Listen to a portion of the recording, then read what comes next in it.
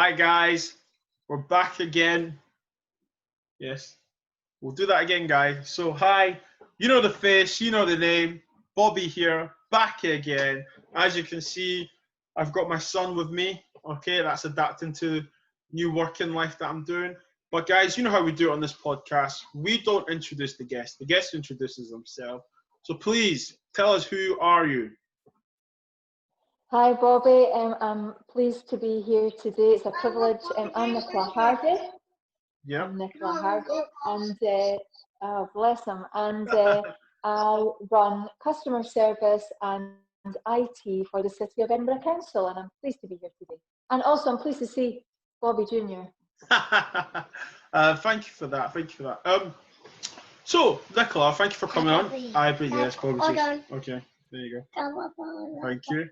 I'm very happy that obviously you took time to come and talk with me and have a chat regarding discrimination, your views on racism, sexism, everything like that, and the stereotype. Can we just pause for a bit, and can you tell us your race, your heritage, and a little bit of your background? Yeah, sure. So I'm Scottish, born and bred, born in sunny Falkirk, and I've lived in Falkirk all my living life, and I'm proud to be Scottish and proud of the background. And I guess in terms of, I've come from a really ordinary family, and my mum and dad, I guess have instilled some, I guess I like to think, good values in me that have stuck with me all my days. I've got two sisters who are much, much older than me, and I love to remind them of that. And primarily I find myself at the council, but my background really is private sector and financial services, which I spent most of my working life, and latterly I found myself in an outsourcing environment just before joining the council. Okay, so bit on your personal background. Thank you for that. So I'm not going to hesitate here. Okay, so you know what I talk about on this podcast, and I applaud you and I welcome you because I know it is a touchy subject, it's a sensitive subject, but I think, you know, we have to stay relevant, we have to keep it moving. I think that it's a subject that we can't ignore, or a subject that can't be ignored anymore. The conversation has to happen. And, you know, I'm a black male, you're a white female, okay? So I want to know your views on racism and what do you actually think of racists and racism as well? Yeah, such a relevant and tricky question to answer. But, you know, I guess what I welcome today is the fact that you've reached out, Bobby, because I think the more that these types of conversations that we're having today take place, the more it breaks down the barriers of how people perceive different colours of skin, different religious beliefs, you know, different sexual orientation, and you know, I think I do believe it breaks down the barriers. I had to dig really deep on this subject because I'm fortunate, you know, as I've mentioned at the start, I come from a really ordinary family with an ordinary background. The school of tough love and hard work, really, and my parents have raised me just to be kind to people. And you know, that famous saying my dad will always say is, you know, be kind to them on the way up, or people will not be kind to you on the way back down. And it's so true, and that's just part of my DNA. Plus I'm just super positive. I can't help it.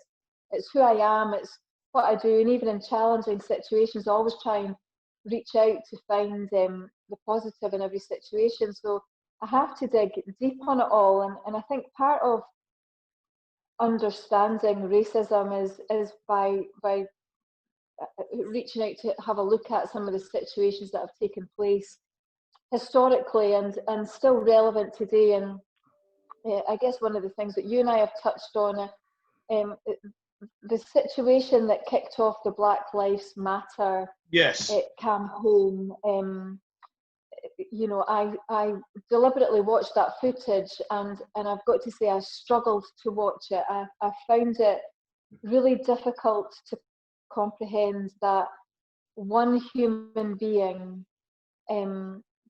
could harm another human being in that way, and you know, I struggled to watch it because of the colour of their skin, and that person sort of reaching out for help.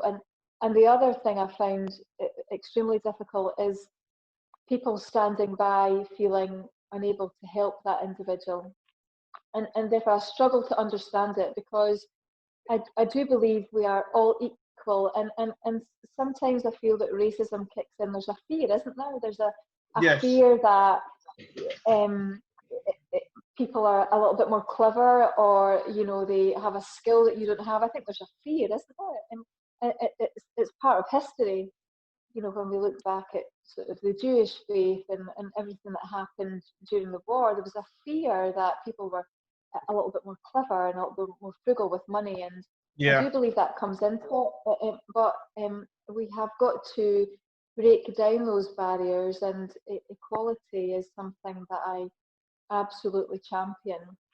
And I found it difficult looking at that situation, that it kicked all of this off, to make it relevant again today and to get everybody's attention, that there were so many bystanders. And I find it difficult that one human being can have such a hold over a lot of people, Yeah. or that people fear from having their own voice. So I would like to think that everything that I do on a daily basis with my own team and at work and in my personal life, it's about, regardless of what type of situation you find yourself in, that you feel that you can speak out. There is no situation too difficult or too frightening to stop you from voicing opinion. There is no situation, and I think people will find that if they do reach out, that people will agree that if there's a difficult situation and you voice your opinion about it, there will be others that will say, yes, I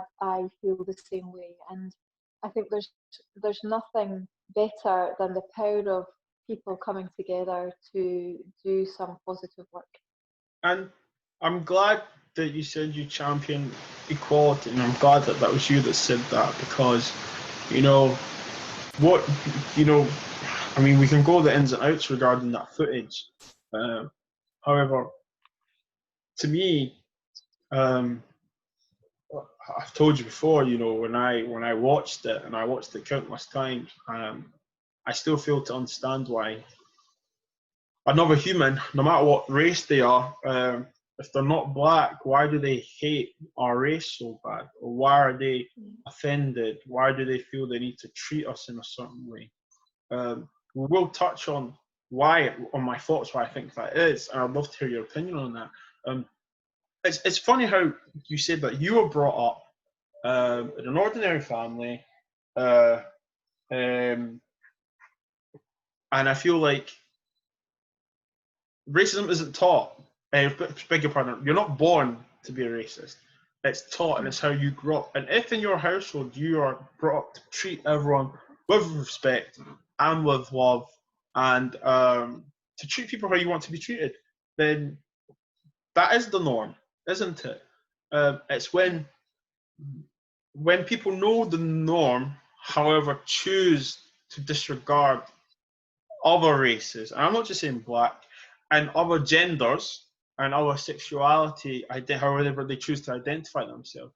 And where I want to go with this is that it's refreshing to hear you say that, because obviously I've realised who you are in the council, and you know, I never knew. Well, I knew when I contacted you, I did realise, you know, your title at work. But as I said to you before, you know, anytime I saw you at Waverley Court, you were very friendly. Your smile, Joy said hello with your Costa cup. Not that we're advertising Costa, but I'm just saying. And it's nice, you know, it's a friendly face. You know, you just saw me as another staff member that works in the same building as you. Going back to the video, you said about the bystander. I don't understand that. We live in a generation, Nicola, where people want to record everything, want to then show, oh, this was a shame. When I get sent yeah, things like that, I'm like, well, if you were there, what did you do? Why did you yeah, not try and help? You know, and you said the words that you said there, doesn't matter the situation or how uncomfortable, you should try and help. And I hope that sticks in people's minds, because we all know what's right and we all know what is wrong. And I'm going to jump on the equality thing right now. You're a woman, okay? One of the few women who are in senior positions at our workplace. So, what's that like? Tell us, what's it like? Um, I have, what is that like? Such a great question. I have never had an issue with being a woman in a senior position in the council. I've always found from day one. I've got a voice. I mean, I guess what I would say is I absolutely have a voice, and I do remember at the recruitment process, and I do remember the feedback when I got hired, Mm-hmm. being hired for the very reason of hopefully being authentic and getting results, and definitely have an opinion and a voice, and I try to use it in the most constructive way possible. And I've got to say, I've never found an issue in the council since I've been there. Definitely, there's lots of males without question, but as a female sitting alongside male colleagues, I've never felt inhibited, or I've never felt in a meeting unable to put my opinion across because someone else, because they were male, felt they were a little bit better. I've never felt that. And if they've tried to do it, then I've never noticed. I've never noticed, and I've just kept going. And I actually feel empowered. Again, I'm fortunate. I remember coming to the council, and when I was leaving my previous employer to come and work in the council, and they all went, "You'll never survive in there. It doesn't move as fast as you want it to move. Are you You know, you're someone serious? that likes, yeah, you're someone that likes to move things at pace, and that will not happen." And I've never found that. I've never found that since coming to the council. I feel completely empowered, and I hope that what the colleagues round about me see is that I try to do good. Everything that I do, I try to do good, and I've never felt hampered by male colleagues in any organisation that I've worked in. The one thing that I did notice when I joined the council, and it's back to the point that I made earlier on, which is, you know, I like to help, I like to do good, I like to get results, I like to think Mm. big, I like to have a strategy. I don't, tactical stuff is there and it's there for a reason, but I like to have a strategy that sets Edinburgh different to anywhere else, and I like to be involved in that kind of thing.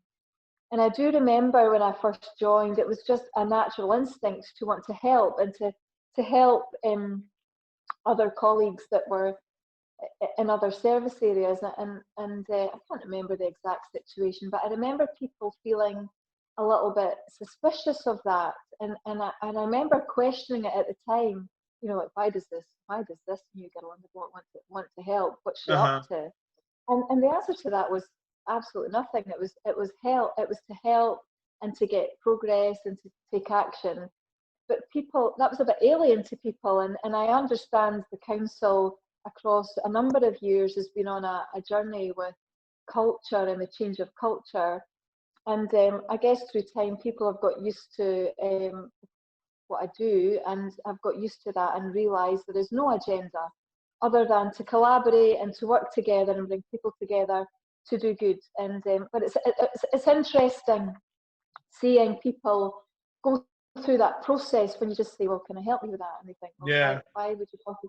There must be something in it." No, there's nothing in it other than, I just want to help. And relationships have really built across the 3 years that I've now worked with the council. And I would say once I got to that 2 year mark, I absolutely felt part of the DNA. Where in the Fantastic. early months, I didn't. There was definitely had to work, and people were very suspicious. So I'm glad to say that we're kind of over that now, and for the first time in a long time, I can absolutely say that across service areas, I do feel, my personal experience is we do work together to try and do good. But I never feel hampered by male colleagues, even if they try. Well, I just that's never good. notice it. That's good, and it's really good to hear because um, it's very key that obviously we all feel equal, especially gender, sexuality, and so on. And I think that hearing you talk there about how you're just wanting to help and you felt like, oh, who is this person? People are saying, who's this person? Do you know, positivity is contagious. It's very contagious. When people see something happening and they see people smiling, they see just happiness. People tend to copy or put their personality into it and be like, oh wow. So I applaud you again. I know I've said it before, but I do because your impact is obvious, and it's brilliant to see that you are making strides. You are doing stuff for the council, and also you are a role model. We need to remember that because obviously with the race, obviously, like we have white males in senior positions and we have white females, but also like people like yourself, Katie Miller, Andy Kerr, and so on, Adam McVeigh, Cammy Day, you're all role models, and people are going to look at you guys like, oh, I want to be doing what they're doing in a certain time. So it's perfect. Where I think I come in and ask the question is the lack of diversity. Now, when I say diversity can mean so many things, Nicola. It can mean gender, sexuality, can even mean disability or race. Now, for me, there's no senior person, male or female, with colour. Now, I know you're not in charge of that. I know that. But I just want to know your view. What do you think of that? And is it one of the things that comes to your mind when you go to your meetings? Do you notice it? Because I know at the end of the day, you are a white woman, and you're seeing it from a white woman's perspective. So is it on your mind that you've noticed this, or is it aware to you that that is the case? Yes, I'm definitely aware of it. I'm aware of colour, and I'm aware of women in terms of senior positions, and it's definitely something we need to absolutely do more of, whether that's through the way we advertise roles or the way we encourage a diverse workforce to apply for roles. We need to do more to make people feel that they can hold these positions. Yeah. Without question. I deliberately didn't. I've listened to snippets of all your podcasts. That I deliberately haven't listened to them all end to end, because when you reached out to me, one of the things I said is I want to speak from the heart. I want it to be my opinion, not because I've listened to everyone else's. Therefore, I'm able to tailor what I say to you today. I want it to feel raw and you hear it the way it is. The one thing I did, so I'm a big fan of if you as an individual have the skills to do the job, then that's why you should get the job. Yes. Regardless of whether you're a woman or a man or the colour of your skin or your sexual orientation, if it's about results. And in all of this, even as a woman, I don't like playing the woman card. I've got to be honest. And I'll touch on something that Katie did recently, but I kind of take a step back from playing the woman card because I believe it's about results. Okay. And if you get results as a person, then you should get picked for that job. Now I'm aware that bias comes into it all, and therefore that's why the discrimination card and the debate around discrimination we have to talk about. Because I'm aware that sometimes you can have the skills for the job, but then you still don't get it. Yeah. So that's very real. The one thing I before I touch on what Katie did, and it made me realise the power of that, and I think she touched on it in her podcast. The one thing that I really valued when you and Cammy were talking is that there is a fear about talking about race and gender and equality, because I think there's lots of different camps. There's the hate camp, there absolutely is. In the world, there is the hate camp. Oh, yeah. And then there is the education camp. There are people that understand it, but because it's such an emotional subject, there's a fear about talking about it in case you get a word wrong. Why do you think people are scared? Why? It's in this world of political correctness. If you say colour, you're coloured as opposed to black, then some people may take offence at that, and there's an education piece in that. But suddenly overnight you become a Twitter sensation because you've used the wrong word. So there's a real fear, and the bit that I took out of the conversation that you had with Cami, which I really, really valued, and that message we have to get out to people, because I value this chat because I see it as a chat. Yeah. We're just having a chat. That's all it is. We could be sitting in Costa having this chat. Exactly. We're having a chat. Okay. And what Cami and you talked about was people, whether you have a disability or whether you're black or white or whatever, have the conversation, and if you use the wrong words, then we can correct that word. It would be great if it felt like that in every single situation, and I think just some people have a fear of that, don't they? But I think Cami referenced, someone who had a disability and said people just don't talk to me because they don't know what to say. Yeah. But I'd rather they spoke to me, and then I could say, well, hang on, this is how I feel, and this is what's happened to me. Then it was this unspoken thing that went on. So, I definitely think we need to encourage more of that, and these chats that you have had, which I take my hat off to you for doing, and I think encourages people that it's actually okay to talk about. Oh, 100%. You have to. Yeah. Look, I'm glad you said that, because, people are going to watch these podcasts, and some might feel a certain type of way, some might learn from it, some might be like, oh, this is a bit of an education. Perfect. That's what I want. Yeah. A podcast generates reaction. It generates a new learning skill, okay? I broke it down so well to my uni friends. If you wanted to learn Spanish, you'd speak to someone who either speaks the language or is Spanish. So if you have a black friend or any people of colour that are your friends from any community of other races, why not say to them, hey, racism in Scotland, is there any racism in Scotland? And I'd be happy to tell you. I'll tell you an example. I took my son to the park last month. Well, I take him to the park generally, but last month when I did take him to the park, there was this couple. They're with their grandson, and both my son and their grandson were playing. And he just came up to me and just said, I take it your son will be happy to play with another child. And I was like, yeah, I'm a black guy. He's a white man, a lot older than me.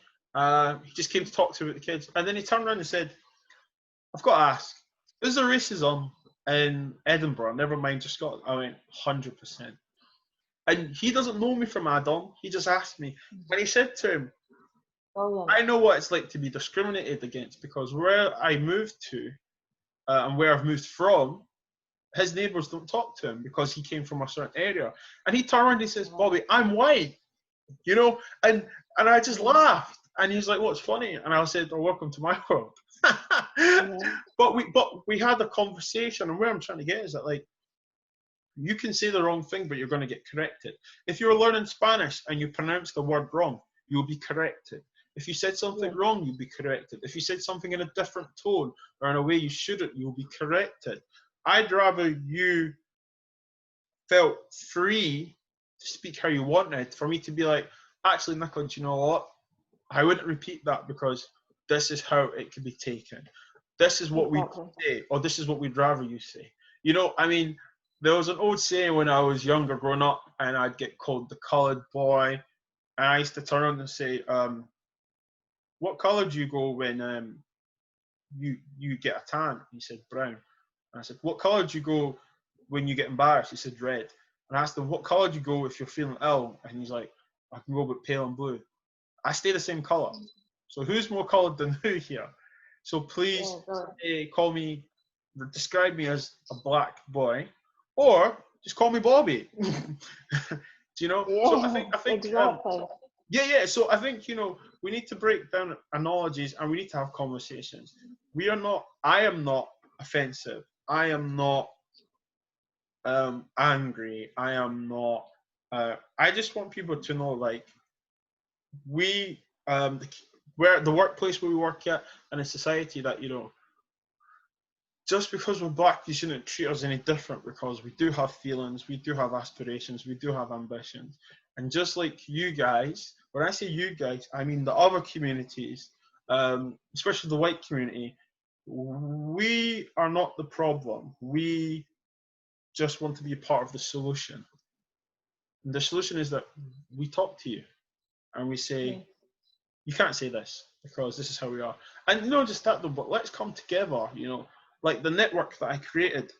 Our slogan is United for a Diverse Future, and it's sad to think that 2020 we're still saying the same thing that people said Incredible. 70 years ago, and but as I said to you when I spoke to you earlier, you can either laugh or you can cry, so you acknowledge these problems, have these conversations, and then you say to them, okay, I've learned. Now, you don't have to be my friend. I'm not expecting you to be friendly. I'm expecting you that if you do have a black friend, if you do have a friend of colour, or you do know people of a different race to you, you would know how to be appropriate with them and what not to say. And I'd like to think that if you witness, this is going to lead to my next question, if you witnessed anything, you'd stand up for them because you know what's right and what's wrong. Now, that's my next question to you. Have you ever witnessed anything of racism or discrimination? And if so, what have you done? Well, probably back in my younger day, at the school. What do you mean younger? You don't get older than 25, Nicola. Come on. Oh, what a compliment. You don't get older, you get better. Yeah, I am 25. I'm not 25. At the school, I definitely witnessed. Well, that was an interesting incident a long time ago now. But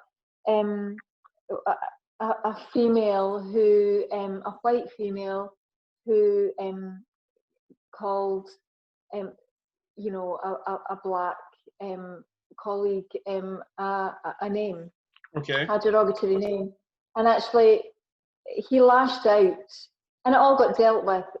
But what was interesting, and maybe this is, I guess the sheltered upbringing that I've had, he lashed out, and it all got dealt with, and people jumped in to try and save this situation. But actually, people were applauding the male. People applauded him because they knew that what the white female had done was incorrect. Wrong. And she was in the wrong. She was in the wrong, and he tried to protect himself and got angry, and people were applauding him rather than her. And I think that demonstrates, I guess, whilst we're still talking about the subject, things, people have got to see that things have progressed. I used to watch things on the TV in the 80s that, quite frankly, I would be appalled to watch now. And the things that were acceptable back in the 80s, they're just not acceptable now. So we've moved on. Yes. And you've touched on it. It's how what I would like to see more of is how we collectively as human beings work together to do positive stuff. You and me, let's show, like these podcasts that you are setting up where we're having chats, I think start to break down barriers and can help people. and I think it's so admirable that it's a difficult thing to do, and so admirable to reach out and to do this type of activity, because it raises the profile, it gets people talking about difficult stuff, and it breaks down those barriers. But more importantly, it's super constructive, isn't it? It's so constructive, and it's about doing positive activity. It's about us in the council maybe helping residents of Edinburgh, but we're doing it together. Yes. White female, black male. We're all together. We're through COVID. We're maybe helping people who shielded. We're maybe delivering food parcels, but we're doing it together. How amazing is that? Yes. That just to show people that it can be done. And you touched on it, I think, earlier. So this hate that goes on in certain parts of the world, that we start to build this army of positivity, which we've got a long way to go, but through time breaks it down. Because those people that still want to hate will have to start looking over here to see some of the positive activity. Exactly. That actually does go on. I watched a really interesting, I don't know what debate it was, if I'm being honest. It was a Black Lives Matter debate. It was in the States.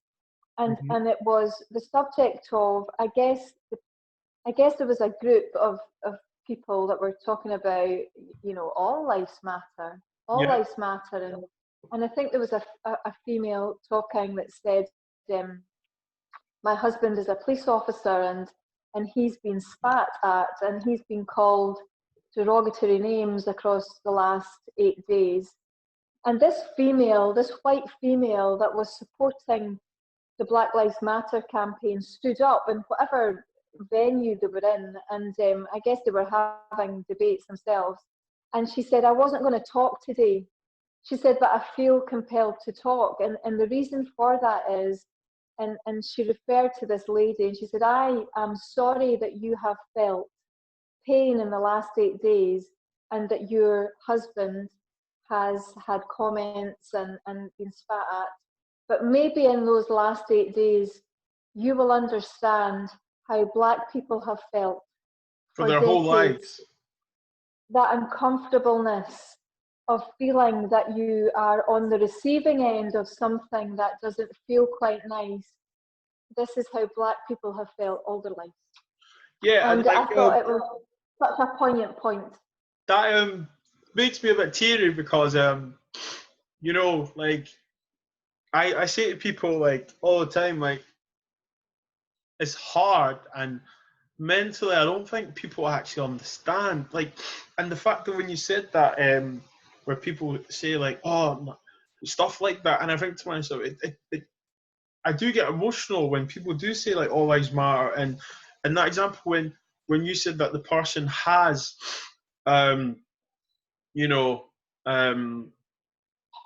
talked about saying that for the last 8 days and so on, and then the woman spoke, it makes me think so for part of time in your life you felt discriminated against, you felt the victim, you felt the target. There's a saying that every black man goes through. We're born defensive because we always have to defend ourselves. Wherever we go to football, wherever we go to any sports activity, wherever we go to any society gathering, do you know what it's like to grow up in Edinburgh in the late 90s, knowing that you're the only Black boy, and people describe you they call you Black footballers' names, and you're like, I don't look nothing like that, but because I'm Black. And then when I hear people say all lives matter and stuff, I think to myself, that's why when I wrote that article, I was very passionate in what I said. When we live in a generation where we're so quick to unite with other problems, other countries' problems, and publicly state we stand with them. But when a race asks to be treated the same as everyone else, there's an uproar, and I don't think people actually understand it. I'm sorry, but it gets me real upset because I just. I don't mean to upset you. I'm so sorry. No, don't be silly. Don't be silly. I don't understand it. How can you say to me? How can people say all lives matter when my life doesn't matter to you, and you don't care about it. And the best example is, we break it down. I said it in my article, when the bombings happened in Paris, Nicola, do you know how many people I saw change their profile pictures? Paris, I stand with you. The Manchester bombings, people said, oh, it's such a shame, you know, they put their Facebook profile banner to Manchester. Yeah. Now, no one says, what about Edinburgh, the stuff that happens in Scotland? No one says, what about my city? A black community say, our lives matter. All of a sudden, there's a problem. And like, you know, I said in my article, you know, when people shout and say, you know, breast cancer, you know, we're against breast cancer, no one turns around and says, what about colon cancer? Do you know what I'm trying to say? That's hard to break it down to people. And I'm glad you watched that debate, because sometimes it takes for those dialogues for people to hit home to, like, wow, you know. And what another thing that I'd like to say, that some people don't come forward to talk about, is because they don't want to be victimized. And when I say victimized, when people talk about their experiences, it can go a couple of ways. And when I say that, I mean they feel like they're the problem. They're made to feel hushed. They're made to feel hushed up. Oh, don't worry about it. Get on it. And that's why I create this podcast. I want people to encourage from both sides. That's why I called it No Beef, because come out and speak. Don't feel like you're not here to be judged. We're here to get a solution. Because I hope the conclusion of this conversation we have can lead to other people in different departments, in different circles of group, different circles of friends, be like, you know, actually, I watched Nicola, and do you know what? I actually learned something from that. Do you know, and take those practices in. And even if you have black friends, Asian friends, Pakistan, Indian, Southeast Asian, East Asian, you know, any person called Polish or whatever, Irish, whatever, treat them the same how you want to be treated. And it does. And like, you know, when you talk to someone about racism, and this is another thing I say to people, you know, see, for a black man to talk to all these white people about racism, it's hard, because you have to show a humility and at the same time a level of calmness, because I say this all the time, not every white person is a racist, not every black person is a criminal, not every Asian is a crook or anything like that. We can't paint people with the same brush. What we can do is we can listen. You know, it doesn't matter if you agree with what I'm saying, you listen. Because what we shouldn't be looking to do, if someone does say they've been discriminated against, or someone does want to talk about it, we shouldn't look for the faults in that individual. We should listen to what they're saying. Because if we don't listen to what they're saying, how they feel, we're failing to come to a solution. You know, and that's the key here. And I repeat that, we're failing to come to a solution if we don't listen. Now, Nicola, I could be king of spreadsheets, okay, and Excel spreadsheets, and you say, Bobby, I need this done, and I'll be like, yeah, no problem at all. However, Bobby, instead of you doing it for me, can you show me how to do it? Okay, so you're wanting to learn how to do that, so in future you don't have to ask me. Now let's flip this spreadsheet. Let's put it to racism. Do you see what I'm trying to say? So absolutely. Let's keep the same energy. My next question towards you is what when I say what, in fact, I'll rephrase it. What can you do? In fact, no, you touched on, obviously, I know you're a mother and you have a family. How would you feel if, God forbid, your kids got that kind of treatment? How would you feel? Absolutely devastated. I would be devastated. And I think you're touching on such a great subject, which is children, of which you've got a beautiful little boy. Thank you. That we saw at the start of this. I love children. They bring the balance of perspective to everything. If you watch children, they have no prejudice at all whatsoever. My children go to school with different kids from different backgrounds and different colour, and not once have they ever come home to. They're just very accepting. I get very accepting. It's just another classmate. But that's the way they've been brought up by you, though, right? So they shouldn't know any different. Yeah, hopefully. And kids are just so accepting. I remember one day my daughter, when she was at primary school, came home. She had a little girl in her class that actually she only had one hand. And Jenna came home just to say she talks about the little girl and actually how they helped each other. Kids are so accepting. It's only as we progress into adulthood that the prejudice start to creep in, don't they? Yeah. As children, we're all very, very accepting. It gets more complex as you get older, and I think, you know, the more that we educate our children and create good values in our children, just like hopefully, you know, I will say that I think my parents it did with me. It stays with you, and therefore my children, and your little boy, will hopefully carry that forward into adulthood and help stand up for those values that we're trying to instill in them. My mum also taught, you know, it held me back a little bit. My mum was always very conscious of saying, be careful what you say and watch what you do and don't rock the boat. And as I progressed into adulthood, I used to say to her, why do people not have to watch with me? Why have I always got to watch what I say with other people? Why is that? My mum was always just very conscious, you know, keep harmony and of which I love. But I think never judge a book by its cover. I think that's the thing.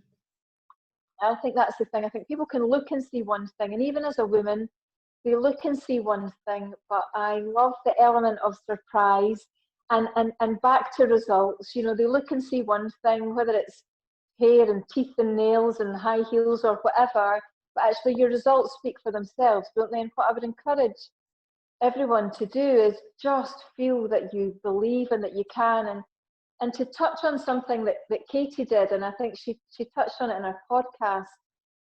You know, I'm not a fan of women's groups. I'm just not a fan. I've had very supportive women bosses in my days, but I've also found lots of women don't support other women. There's something that can creep in with a woman, that whether it's a competitive edge, and sometimes I shy away from that a little bit, albeit I've had 3 very good female bosses that have supported me. In fact, it was my first very female boss that I guess empowered me to get to where I am today. And but what Katie did was say, you know, let's see if there are women in the council that would like to reach out to be part of a support network. You know, I'm not sure, but a lot of us supported Katie, peers, and said, okay, let's do it. And on the first day, now it was Katie's idea, and we supported her with it. And I take my hat off to her, because on the day that we went into one of the meeting rooms in Waverley Court, we said, I wonder how many people are going to come along to this session. And, you know, 1 or 2 people started to trickle in. And then before we knew it, the whole room was full. And amazing. Actually, it was amazing. And an idea from, she's an amazing person, Katie, and an idea from and a lot of colleagues wrapped round about her, and we supported that day, and we talked about, I guess, as female leaders in the council, because I think people can look in at you sometimes and think you're invincible. And you know, if anybody could see me pre-COVID doing the crazy school run before getting to work, they would realise that it's not invincible at all. And I think that's what people quite like, the authenticness.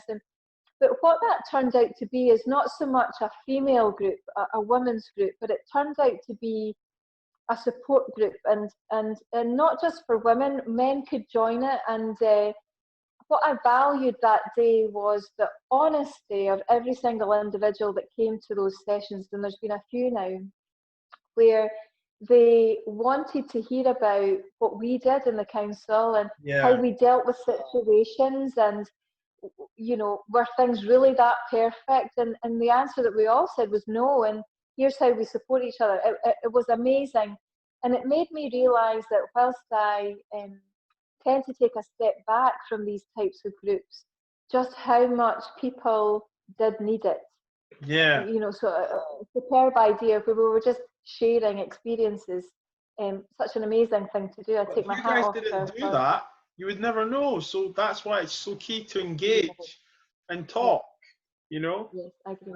And I salute you guys. I do. And like just the network that I've created. We call it the BAME network. However, we're gonna act as a voice for everyone that comes. I have Lisa Hasty, that's on my little team. I have amazing different. She's an incredible woman, and I have like different representations from different races, different cultures on my little organization committee team, and we all agreed that we're not trying to. We have this network, and like you said, anyone's key to join your network. That's what I was very keen on saying that. History has told us that segregation does not work. Okay, we are not vegetables on a plate. You don't put your carrots to one side and your peas to the other. Sweet corn. No, you mix it up, and it's called veg, right? So basically, what I said, and they all agreed. We all agreed to this, that we don't just want to be with the network for the BAME people. We want to be the network for anyone. Anyone can join. Because that's what we're all about. We want to be inclusive, we're not just trying to invite people to the party. We want people to dance. Do you know what I'm trying to say? And it's good. God forgive me for saying this. COVID has, with obviously the new ways we have to work and stuff, it is it's so interesting to how many conversations we've been forced, or no, let's not say forced, we've has been mandatory that you're gonna have now.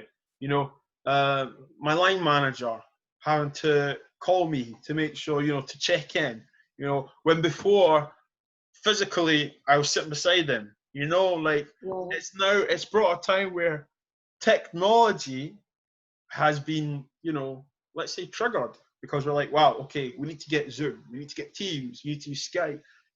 Now, if we use the same energy to interact, can you imagine when we do go back in? Can you imagine the vibe it's going to be? We're gonna probably appreciate everyone probably a little bit more, and I can't wait for that. I can't wait to have that moment where I can speak to the people that want to join my network, like face to face, because you said that you're this invisibility and stuff, and a lot of people say to me, "Oh, you're going to speak to the head of so and so." I'm like, "Yeah, I'm going to speak to Nicola." Yeah, I'm like, you do know, these people are human beings. These people get up just like we get up. They have their own lives, family lives, and so on. The fact that you feel that you can't approach them, that's the problem itself. Okay? You need to be able to ask open questions. Closed questions if you want, but open questions if you want to answer. And I reached out to you, and the way you responded, I was like, wow, oh my God. And for me personally, it's a bit of a big deal, because when I started this podcast, I literally didn't think, I'm going to interview that person, I'm going to interview that person, I'm going to interview that. No, I literally just wanted to hear someone's view on racism, and then put my view across and hear them. And then now I feel like there's a bit of a narrative now. I feel like people are watching these now, from our workplaces. And it's like, I'm getting emails, I'm getting contacted saying, loved your podcast, loved what that person had to say. And I feel like we're exposing people, situations and conversations that probably pre-COVID, this wouldn't have probably happened. We're conversations. So that's what I say. Like, God forgive me for saying COVID, but like I said, like me, we're both kind of the same character. We see positivity in anything, and I'm seeing the positivity of this. That I'm able to speak to Nicola Harvey about racism and like how we can go forward, and that's what we say. Like history is there to be learned from, So Absolutely. and that's the way I see history. Like everyone will always have their different views, but that's the thing about what makes the whole world beautiful. We have our own opinions and stuff, but the correct thing is that we all know what's right and what's wrong. That's what So, I mean, my last question to you, okay? When you make it a good one. Make it a good one. Yeah, 100%. How I know we've talked about you're nervous and but you speak from the heart. It's part of a two-part question. One, does it still worry you? We're still having to bring awareness. And two, do you feel this is more than just flavor of the month, as in now it's like we all as human beings, our organization have to evolve. And when I say that, I'm trying to break it down as in like,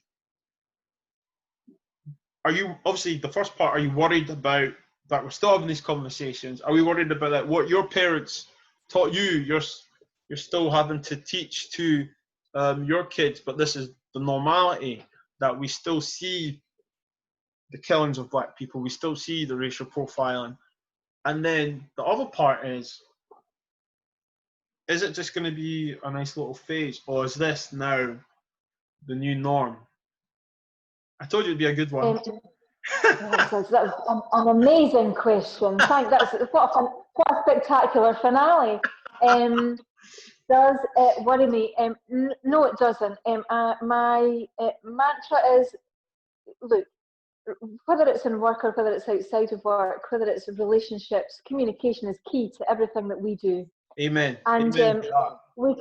it's brilliant, isn't it? And rather than you can't just communicate once and expect people to just continue.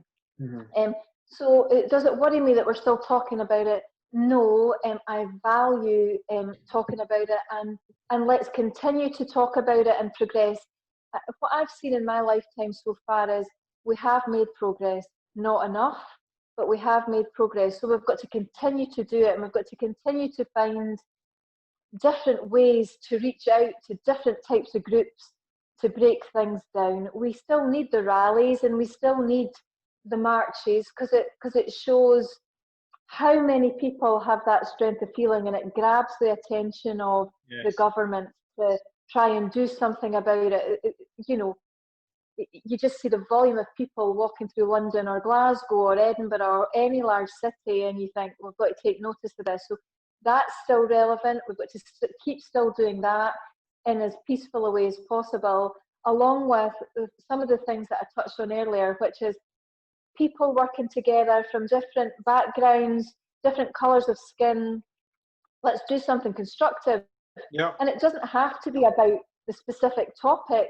As I said, it could be about us taking food parcels out to the residents of Edinburgh. We do it together, and people think, my goodness, look, they work for the council. And, it's a striking message that you send out that we're actually doing this. So I think more positive, constructive things starts to break down the barriers. And your second question, what would you remind me, because I've got lost in it all now. So you got lost in all the sauce. So the second question was, what can we? Is this just going to be a phase? Is it going to be flavour of the month, or is this going to be the new norm now, where we look to evolve and act on this new normality? Yeah, so I don't believe it is. And I feel that with the incidents that have taken place that have created this campaign, it's got such momentum. Now, we're going to have to continue to talk about it and have chats like this and make it feel comfortable to do, because some people feel uncomfortable. But I don't believe it's here today, a flash in the pan, here today, gone tomorrow. And the reason I say that is, across the years, there have been a number of incidents in the UK and in Scotland where black youths have been killed by white youths, or there have been deaths, and they've been talked about, and then they get resurrected every now and again, and then it goes away and comes back. This feels like it's got such global grip, that I personally don't believe that it will disappear. And the thing I would say, just to end this, is if we feel it is beginning to disappear, then we have to take personal responsibility to keep talking about the message, which is we are equal. The colour of your skin makes absolutely no difference. You are a human being just like me, and we come in to do a good job, and there is no difference at all whatsoever. 100%. And if we continue to carry that message and keep talking about it, then eventually it gets out there and it still stays relevant. And I mean, that's my humble view and humble opinion, but I think we keep going and we keep doing this stuff. Amen. And God bless you. And seriously, thank you so much. As I said at the beginning, I appreciate your time. And, let this be a new relationship that we can continue to check in with each other in the near future and for future reference. I know we're going to conclude it there. I just want to ask, do you have anything you want to quickly ask me? How have you felt through all of this? What do you, of all the podcasts that you've done, and how do you feel? How do you personally feel about it all? I'll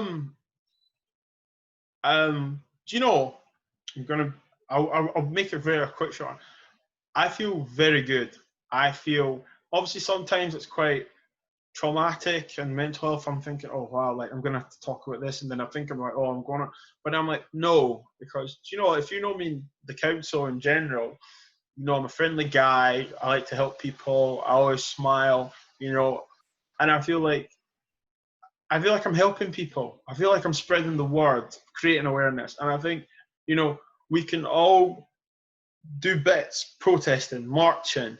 Well, for me, I'm going to create podcasts, and I feel like people are gonna, watch, hopefully listen as well as watch and learn. And if they don't, and if people feel aggrieved to it when they watch it or feel a certain type of way, at least they're aware of what's being spoke about. And I'd like to think that we are moving with times, and the world is evolving as we both agreed. And I'd like to say that it's great exposure, because I do work for the council and I am a black male, and I enjoy my job, so I'm not just a statistic, I'm a person. So yeah. But guys, wonderful. Pardon? What did you say? Wonderful, and I take my hat off to you, and keep your voice going, Bobby. Keep your voice going. Thank you so much, Nicola. Guys, safe to say there's no beef between me and Nicola Harvey. Nicola, thank you so much. Guys, please watch, learn, and share. Thank you very much.